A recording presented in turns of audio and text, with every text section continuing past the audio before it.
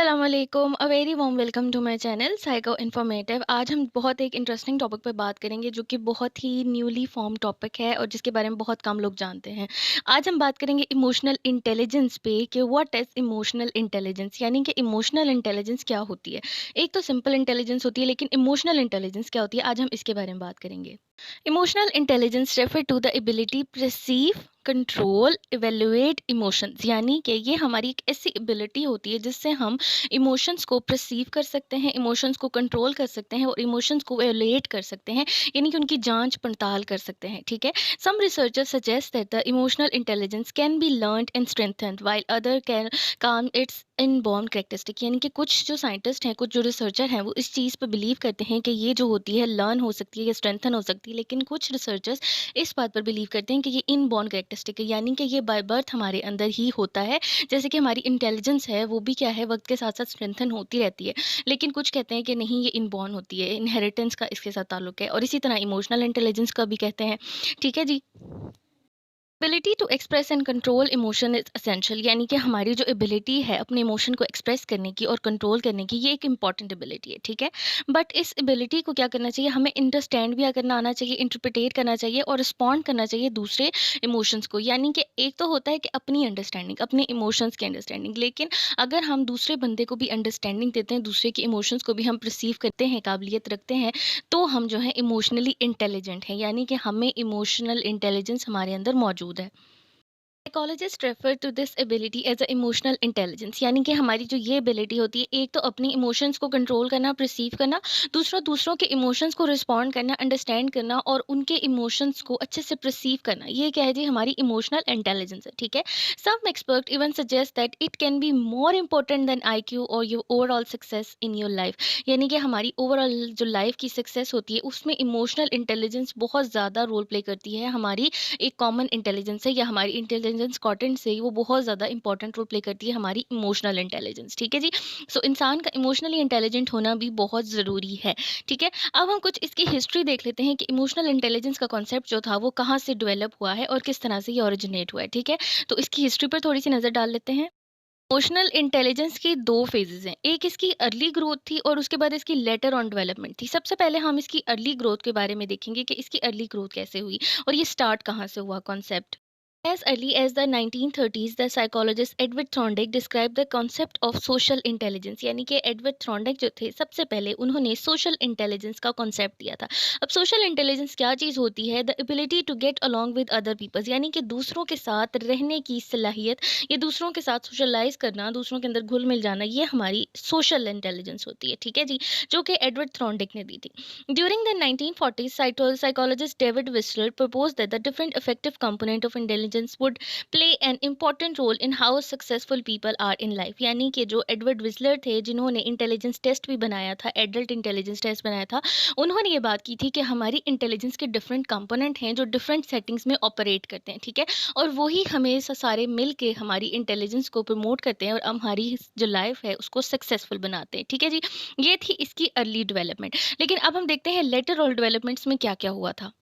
Development in the 1950s saw the rise of the school of thought known as the humanistic psychology. Humanistic psychology 1950s में बहुत ज़्यादा evaluate होना शुरू हुई, बहुत ज़्यादा इवॉल्व होना शुरू हुई और इसके जो मेजर थिंकिंग थे वो थे जी अब्राहम मैज्लो ने प्योरली काम किया था ह्यूमनिस्टिक अप्रोच के ऊपर, यानी कि वो सिर्फ बंदे की बात के ऊपर करते थे, यानी कि उसकी सलाहियत उसकी काबिलियत के ऊपर बात करते थे। ठीक है।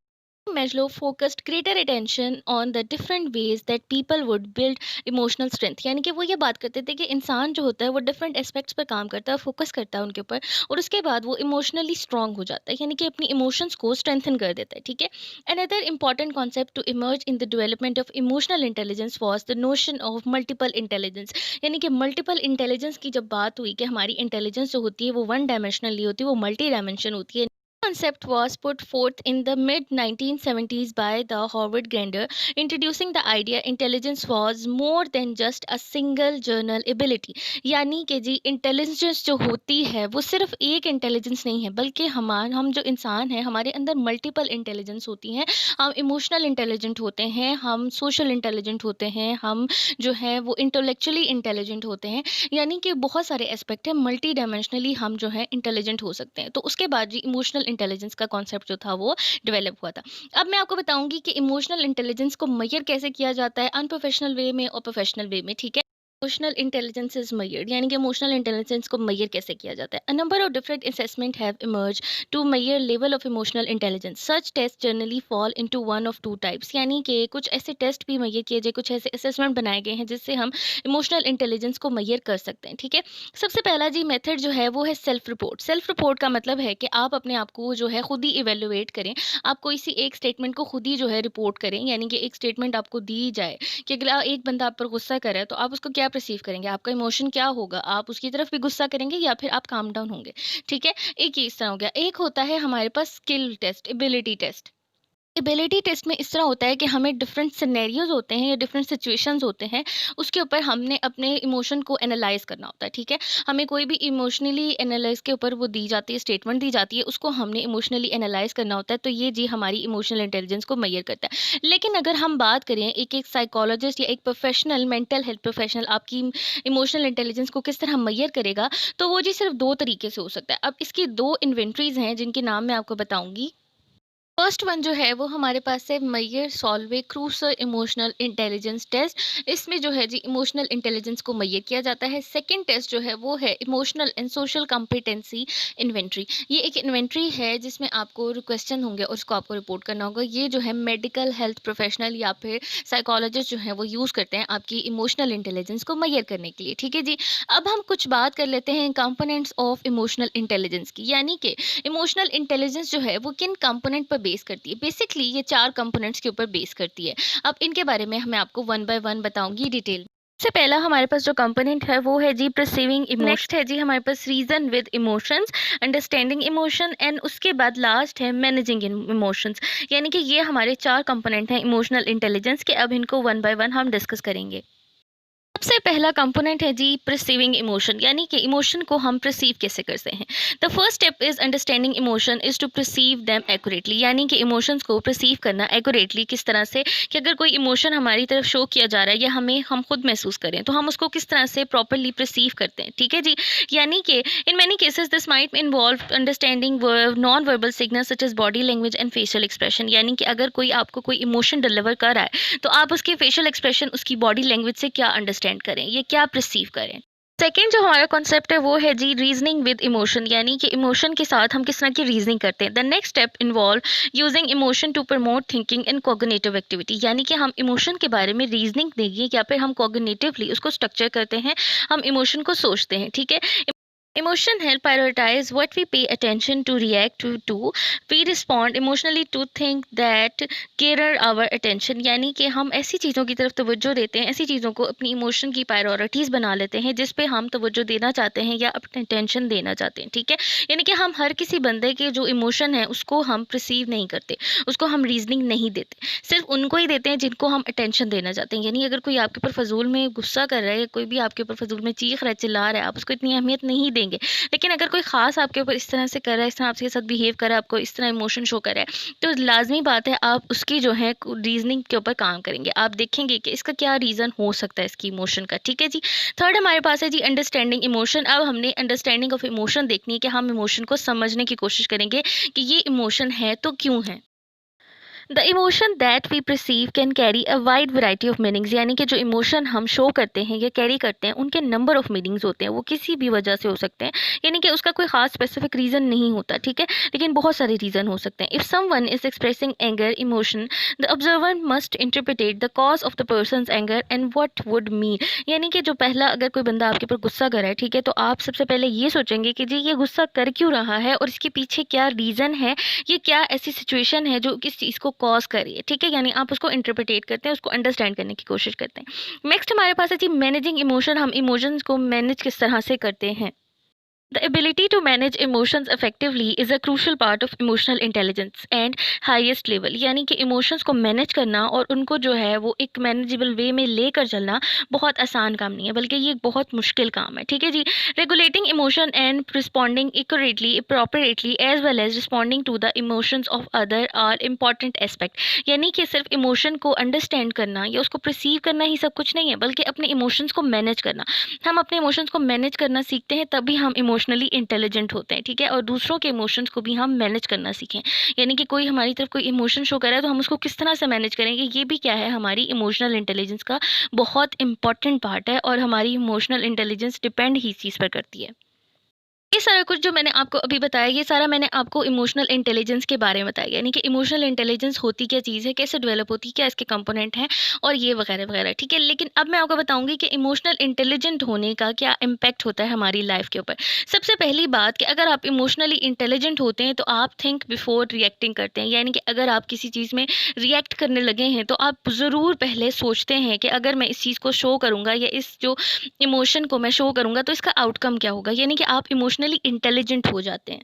Emotionally intelligent people know the emotion can powerful but also temporary, यानी कि जो लोग होते हैं इमोशनली इंटेलिजेंट, वो इस चीज़ के बारे में जानते हैं कि जी इमोशनल जो होते हैं वो बहुत ज़्यादा पावरफुल होते हैं, यानी कि हमारे इमोशंस बहुत ज़्यादा पावरफुल होते हैं, लेकिन एट द सेम टाइम ये टेम्परेरी होते हैं, यानी कि एक खास वक्त तक होते हैं, उसके बाद ये ख़त्म हो जाते हैं। तो वो अपने इमोशंस को बहुत संभाल कर इस्तेमाल करते हैं, ना सोचे समझे इमोशंस को इस्तेमाल नहीं करते, ठीक है?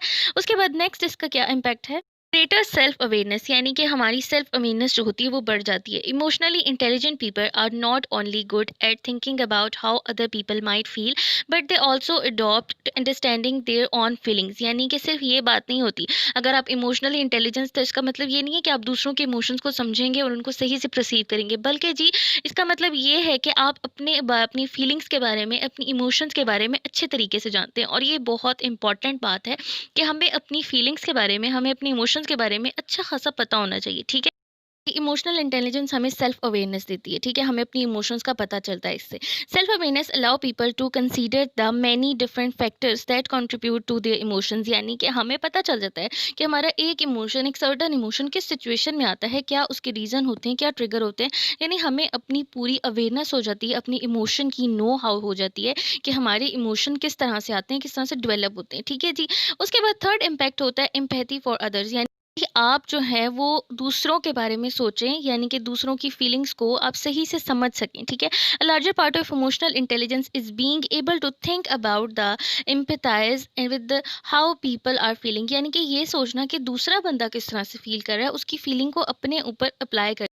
This often involve considering how you would respond if you were in the same situation, यानी कि आप दूसरों की फीलिंग को इस तरह से समझ सकते हैं कि आप खुद सोचें कि अगर मैं इस सिचुएशन में हूँ तो मेरे पे क्या गुजरेगी, यानी कि मैं किस तरह महसूस करूँगा। तो आपको ऑटोमेटिकली दूसरे की सिचुएशन का अंदाज़ा अच्छे खासे तरीके से हो जाएगा, ठीक है जी? तो ये होता है जी हमारे ऊपर इमोशनल इम्पैक्ट, यानी कि इमोशनल इंटेलिजेंस का हमारे ऊपर ये 3 इम्पैक्ट होते हैं जो कि बहुत ज़रूरी हैं एक सोशल, एक अच्छी लाइफ गुजारने के लिए, ठीक है? अब मैं आपको एक इंटरेस्टिंग फैक्ट बता, who have strong emotional intelligence are able to consider the perspective, experience, and emotion of other people and use this information to explain why people behave in the they do, यानी कि आपको पता चल जाता है अगर आप इमोशनली इंटेलिजेंट होते हैं। इमोशनल इंटेलिजेंट लोग जो होते हैं वो दूसरों के एक्सपीरियंस, दूसरों के पर्सपेक्टिव, दूसरों के इमोशंस को जान लेते हैं और फिर वो इनफ इंफॉर्मेशन दे सकते हैं उनके बारे में कि ये बंदा इस सिचुएशन में किस तरह से बिहेव करेगा, ये किस तरह से हो सकता है, यानी कि आप दूसरों के बारे में प्रिडिक्ट कर सकते हैं, ठीक है जी? अब इमोशनल इंटेलिजेंस को यूज़ कैसे किया जाता है, how to use emotional intelligence. Intelligence can be used in different ways, यानी कि ये हमारे डिफरेंट वेज में हम इसको इस्तेमाल कर सकते हैं अपनी डेली लाइफ में, ठीक है? Some different ways to practise emotional intelligence include being able to accept criticism and responsibility, यानी कि अगर आप इमोशनली इंटेलिजेंस होते हैं तो आप क्रिटिसिज्म को और रिस्पॉन्सिबिलिटीज़ को हैं जो अच्छे से क्या कर सकते हैं, एक्सेप्ट कर सकते हैं, ठीक है? Being able to move on other making a mistake, यानी कि आप जो है अगर कोई आपने मिस्टेक कर दी है उसके बाद आप मूव ऑन कर सकेंगे, ठीक है? अगर आप इमोशनली इंटेलिजेंस है, ऐसा नहीं कि आप रिग्रेट की फीलिंग में, रिग्रेट के इमोशन में ही रहेंगे, बल्कि आप मूव ऑन कर जाएंगे, ठीक है? Being able to say no when you need to do, यानी कि अगर आप किसी चीज़ से इनकार करना चाहते हैं, मना करना चाहते हैं, तो आपके अंदर ये एबिलिटी पैदा हो जाती है अगर आप इमोशनल इंटेलिजेंट होते हैं कि आप जहाँ ना कहना चाहते हैं वहाँ आप ना कह सकते हैं, ठीक है? Being able to share your feelings with other, आप इस काबिल हो जाते हैं कि आप अपनी इमोशंस को दूसरों तक पहुँचा सकें या उनसे शेयर कर सकें एक अच्छे वे में, एक अच्छे वे में आप अपनी इमोशंस को कन्वे कर सकते हैं, ठीक है? अगर आप इमोशनली इंटेलिजेंट हैं, ठीक है जी? है जी, being able to solve problem in a way that work for everyone, यानी कि आप प्रॉब्लम का ऐसा सोल्यूशन निकालेंगे जो कि सबके लिए अच्छा होगा, यानी कि आप सिर्फ अपना फ़ायदा नहीं बल्कि सबके लिए अच्छा सा सोल्यूशन निकाल सकते हैं अगर आप इमोशनल इंटेलिजेंट हैं, ठीक है। हैविंग एम्पैथिंग फॉर अदर पीपल, यानी कि आप दूसरों के बारे में ज़्यादा सोचेंगे, दूसरों की इमोशन, दूसरों की कंडीशंस को समझ सकने की अहमियत रखते होंगे, काबिलियत रखते होंगे, ठीक है जी। Having greater listening skills, greater listening skill बहुत इंपॉर्टेंट है किसी भी किस्म की कम्युनिकेशन के लिए, किसी भी किस्म की सोशल सेटिंग के लिए। सो ये बहुत इंपॉर्टेंट स्किल है, ठीक है। Knowing why you do the things you do, यानी कि आपको पता होता है कि अगर आप ये काम कर रहे हैं तो क्यों करें, अगर आप इमोशनली इंटेलिजेंट हैं, ठीक है। Not being judgemental to other, यानी कि अगर आप इमोशनली इंटेलिजेंट होते हैं तो आप किसी के इमोशन की वजह से, किसी के एक्सट्रीम इमोशन या सडन इमोशन की वजह से उसे जज नहीं करते, ठीक है। आपको पता होता है कि ये कोई इमोशन अगर शो कर रहा है तो इसके पीछे कोई ना कोई रीज़न ज़रूर होगा, ठीक है।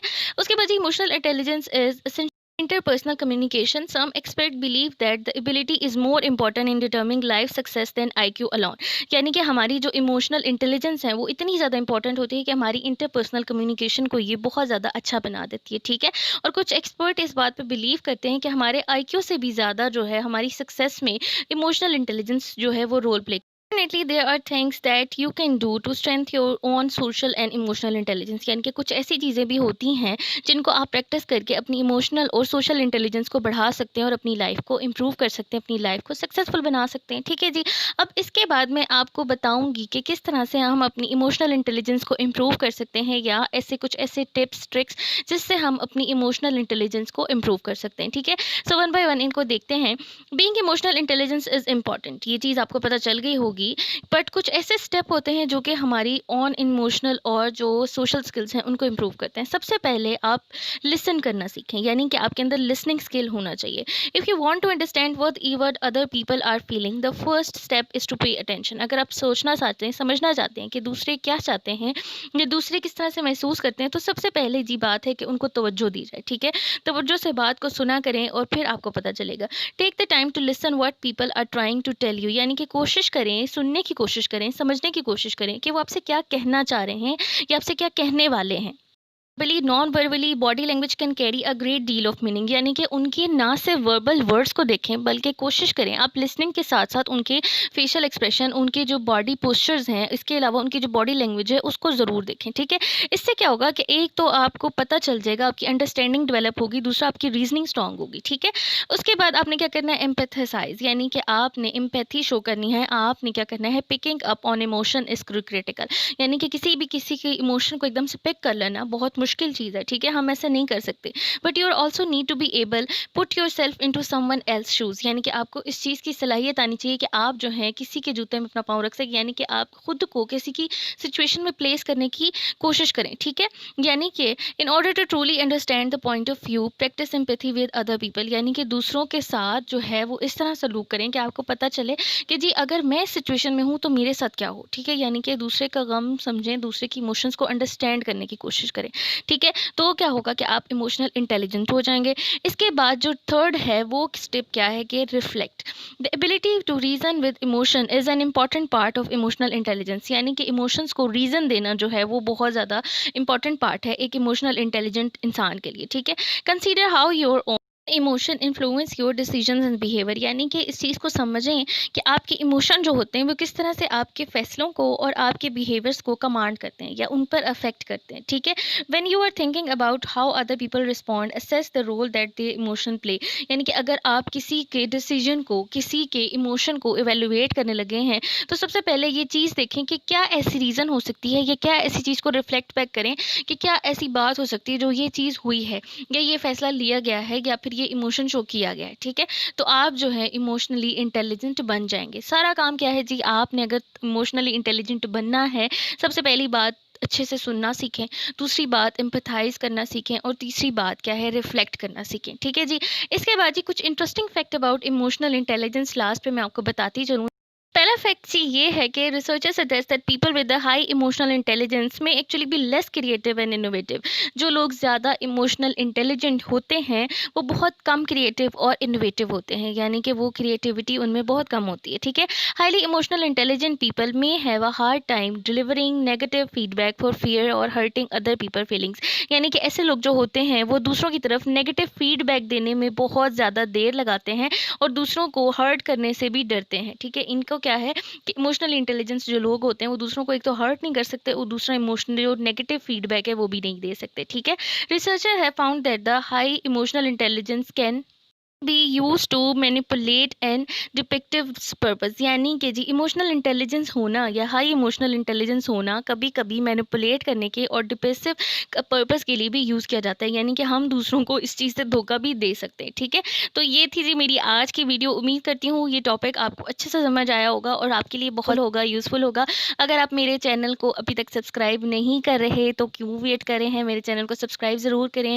जी, आप मेरे साथ कनेक्ट कर सकते हैं इंस्टाग्राम को साइको इन्फॉर्मेटिव के नाम से, और इसके अलावा आप मुझे फेसबुक पेज पर भी मुझे फॉलो कर सकते हैं। तो अपना बहुत सारा ख्याल रखिएगा। टेक केयर एंड अल्लाह हाफिज़।